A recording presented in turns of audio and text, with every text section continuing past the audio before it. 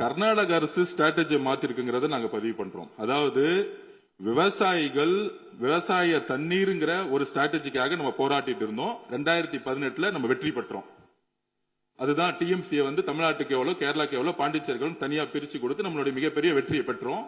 ஆனால் அதற்கப்புறம் அந்த வெற்றிக்கு அப்புறம் கர்நாடக அரசு தன்னுடைய சட்ட, அதாவது லீகல் ஸ்ட்ராட்டஜியை மாத்துறாங்க. எப்படி மாத்துறாங்கன்னா, ட்ரிங்கிங் வாட்டர், குடி தண்ணீர்னு சொல்லிட்டு ஒரு ஸ்ட்ராட்டஜியை மாத்துறாங்க.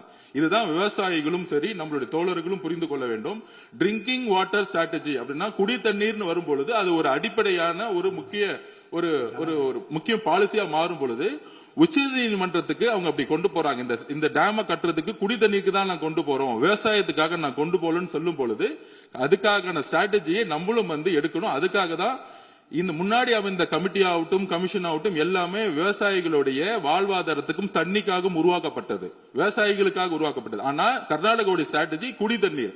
அப்ப நம்ம இன்னொரு ஆணையத்தை உருவாக்கி இதனால நம்மளுடைய உச்ச நீதிமன்ற திருப்படி நம்மளுடைய வாட்டர், நமக்கான பங்கீடு பாதிக்கப்படாம இருக்கிறதுக்கு இதுக்கான ஒரு ஸ்ட்ராட்டஜி தான் லீகல், அதாவது லீகல் கவுன்சிலோட ஒரு பெரிய டிஸ்கஷன் மாண்புமிகு முதலமைச்சர் முடிவெடுத்து, இதுதான் நான் திருப்பி பதிவு பண்றேன், மார்ச் மாசம் முடிவு எடுத்ததை மாண்புமிகு முதலமைச்சர் உள்வாங்கி தமிழ்நாட்டுக்கு தேவையாக, முக்கியமாக விவசாயிகளோட நலனுக்காக இந்த முடிவு எடுத்தாருங்கிறத நாங்கள் பதிவு பண்ணிக்கிறோம்.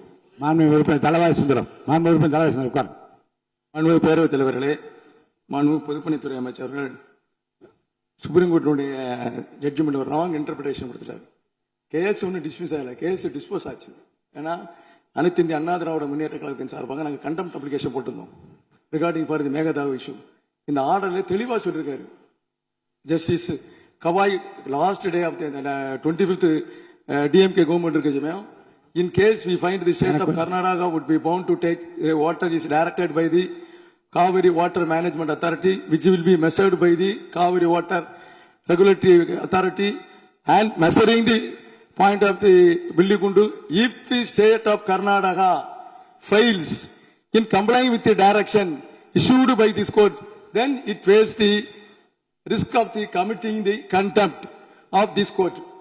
Contempt போலாம் தெளிவா சொல்லிருக்காங்க. நீங்க இன்னொரு சப்ஜெக்ட் போச்சமயம் இட் வில் பி டைலூட்டட்.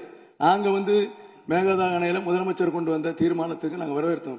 இந்த இட சரியில் வர சமயம் தான் இதுல நிறைய இஷ்யூ இருக்கு. நீங்க இப்ப உதாரணத்துக்கு வேற ஒண்ணும் இல்ல, இதே கர்நாடகால பெண்ணாரன் ஒரு டேம் கட்டினாங்க, நம்ம சுப்ரீம் கோர்ட்டுக்கு போனோம். அதுக்கு மேல ஒரு 1 TMCக்கு மட்டும்தான் கட்டி முடிச்சாச்சு. அப்புறம் சுப்ரீம் கோர்ட்டுக்கு போறோம், நீங்க நெகோசியேஷன் பண்ணுன்னு சொல்லுவாங்க. திருப்பி சுப்ரீம் கோர்ட்டுக்கு போறோம்.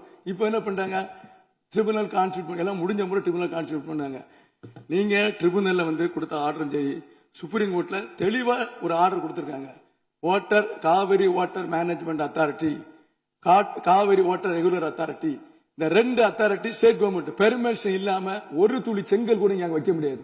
If it is amount contempt, நீங்க அதர்வைஸ் அப்படி போச்சமையும் ஆட்டோமேட்டிக்கா டைலூட் ஆயிரும். இந்த ட்ரிபுனல் ஆர்டரும் இந்த சுப்ரீம் கோர்ட் ஆர்டரும் டைலூட் ஆயிரும்.